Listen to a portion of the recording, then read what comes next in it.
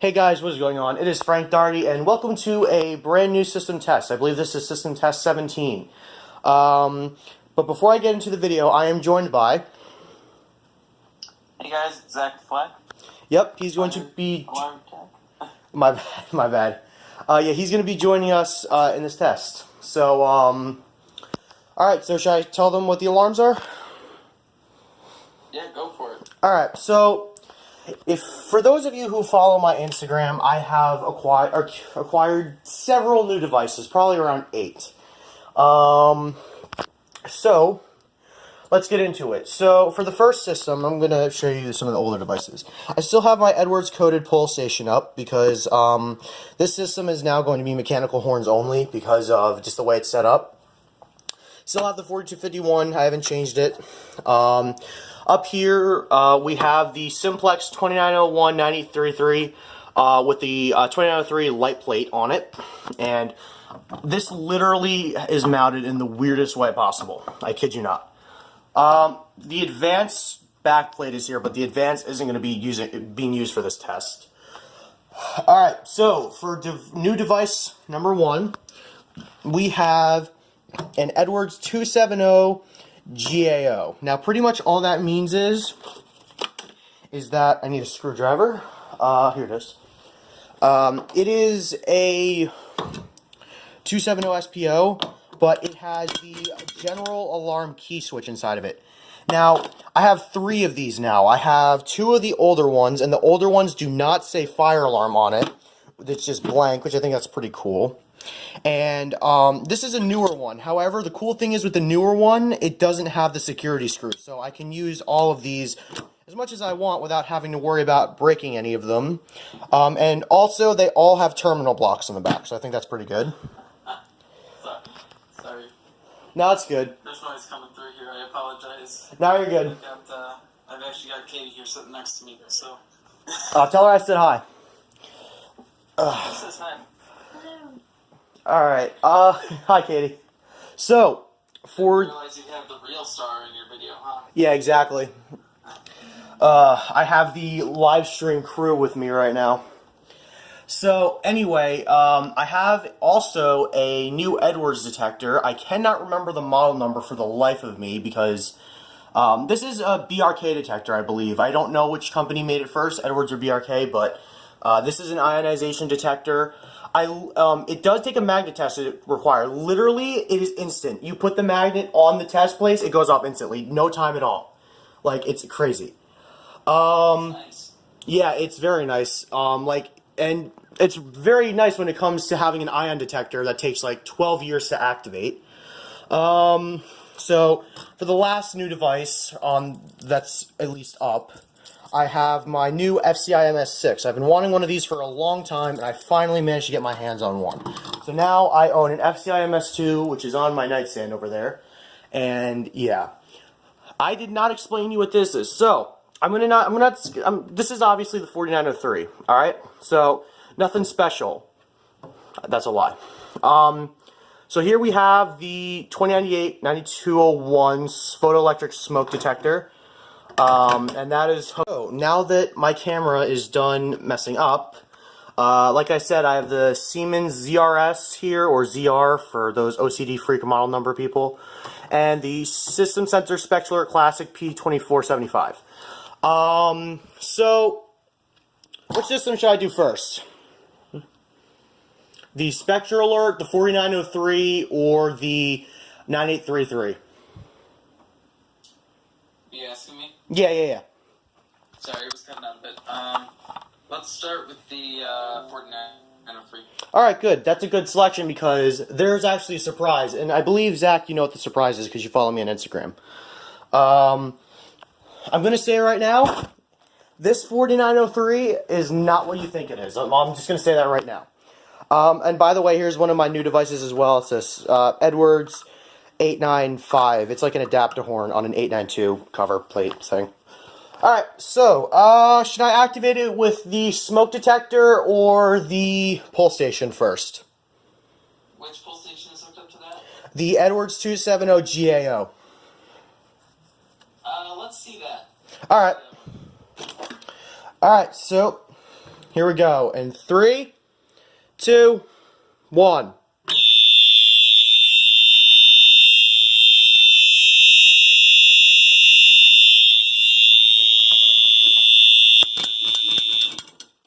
Well, as you guys can clearly see, that is not the 9219. This is in fact my new Simplex 9830, or not 9838, 9238. Fun fact about this guy, I actually got it with a dead strobe, and I took the remote, my Simplex 9136 remote strobe, which is also 110 candela. I took this strobe out.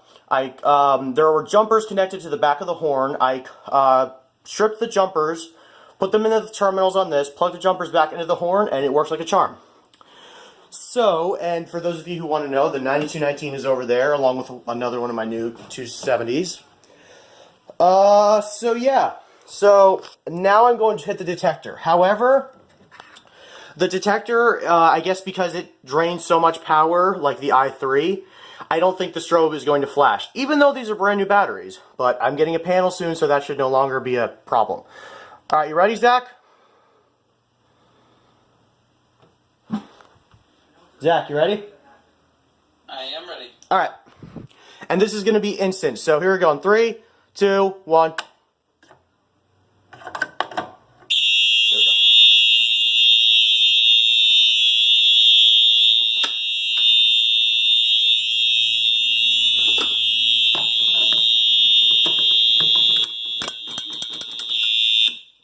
So, the reason why I opened up the pull station and flip the switch on and off is because what happens is when these detectors are on batteries and they're activated and you activate a second device that's hooked up, it cuts the power to the detector. It like shorts the circuit.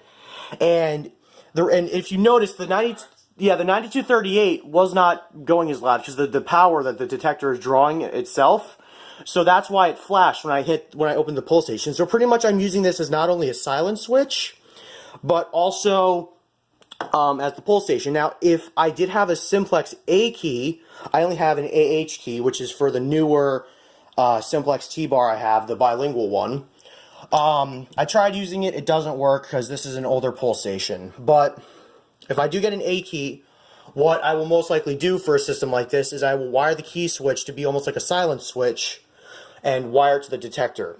And also, I don't know where I put it, but I also got a remote indicator light for a smoke detector that's bilingual, and I have no idea where I put it, but that will also be, wait, no, here it is, under a bunch of stuff. This is just a little LED that is just hooked up on this plate, obviously. It's got a big resistor on the back. It is bilingual, it's made by Edwards, so this would probably be on some sort of duct detector, or hooked up to one. So, If I may say something about what you were saying with the smoke detectors and the pulse station to kind of yep, go ahead. reset the smoke detector, you can actually do that on conventional systems. As you guys might know, is when you're working on a conventional panel, if you smoke out a few detectors at once, you can't really test to make sure it's still going back into alarm, because the current's still there and you've got to somehow, reset the detector. So if you're ever walking around and instead of resetting every time you enable the detector, what you can do is just activate a pulse station that'll turn off that detector and then put the pulse station back up, and it resets the system and you can go to the next detector. And that's It resets the system, but it resets the detector so you can move on to the next one and make sure that it goes back into alarm. And that is very good for systems that are like one zone. So like if you have a really old one zone system with a couple detectors and maybe a couple pull stations, that's easier than just having to reset it every time. So the next system I think we're going to do is I think I'm going to do the Spectral Alert next because the 93.3 is the loudest, and I'm going to save that for last. So, and for those of you who are curious, this is going to be in the next video. And it also has a back plate, so yeah, stay tuned for that. So we are going to activate the system by pulling the MS6. So here we go. In 3, 2, 1.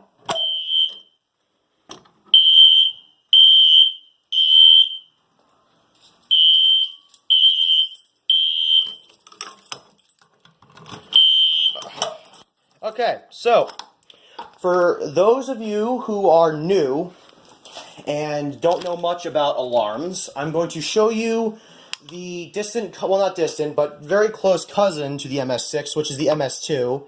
If anything, it's the other way around because the MS2 is more commonly known. But the MS2, the cool thing about these pull stations is they may look similar, but they're actually quite different. This pull station operates like a BG8, and for those of you who don't know what a BG8 is, that's it right there. And it actually has a button inside of it. The FCI MS2, the way it works is it actually has a switch inside of it. I'm not sure which one of these came out first. I believe it was the MS2, but the MS2 kind of works like a BG12L as well in the sense that you don't have to flip the switch back up when you're setting it. It'll do it automatically. But as you can see, you already saw the button inside of that. I don't want to re-alarm it yet. But as you can see, there's a switch inside of there. So, and the reason they can't do a button in this inside of this pull station is just because of the design and where the lock placement is. It's just, it would be way too complicated and it would probably cause too many false alarms like the BG10. So that's why they decided to go with a switch for that pull station. So, but I'm not sure which pull station came out first, the MS6 or the BNG1. Well, actually, no, the BNG1 came out in like really early 70s, I think, maybe 80s, I think as well. So I'm talking about the silver one. So now we are going to activate the simplex detector real quick, and I'm going to put my ear protection on. All right, Zach, you ready? Zach.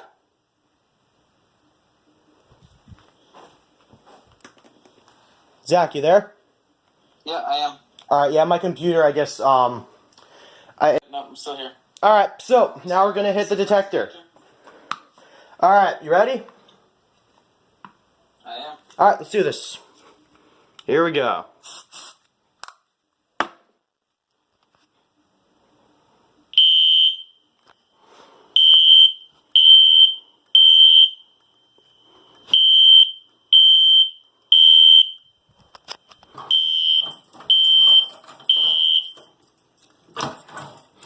Now, like you just saw, I demonstrated the same thing with the simplex detector. It re-alarmed. That's always fun.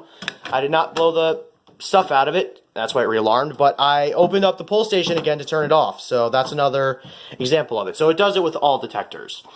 And the reason why when I activated the detector and these strobes flashed is because these are both newer devices and they don't take up as much power. The 9238 not only has a 110 candela strobe, but also is a free run device. So the horn doesn't stop. It keeps going unless it's coded or until it's turned off or silenced.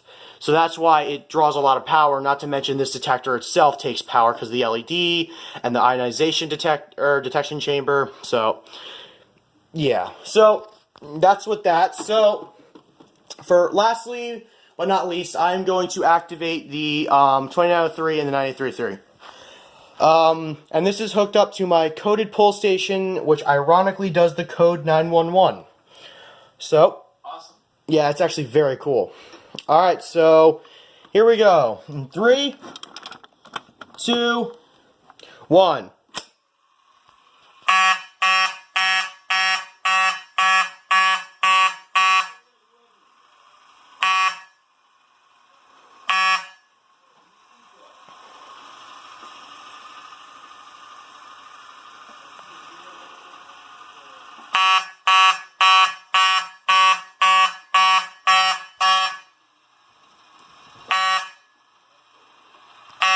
I'm going to turn the light off here so you guys can see the light in action in the dark.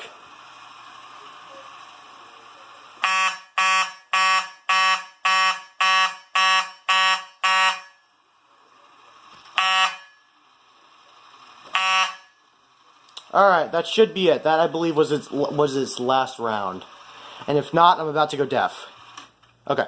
So, yeah, I took my ear protection off. It only does 3 rounds. I think you can wind it up more to be able to do more rounds. So, fun fact about the 2903. Actually, I believe the model number of this plate is actually 2904, but we all know it as a 2903.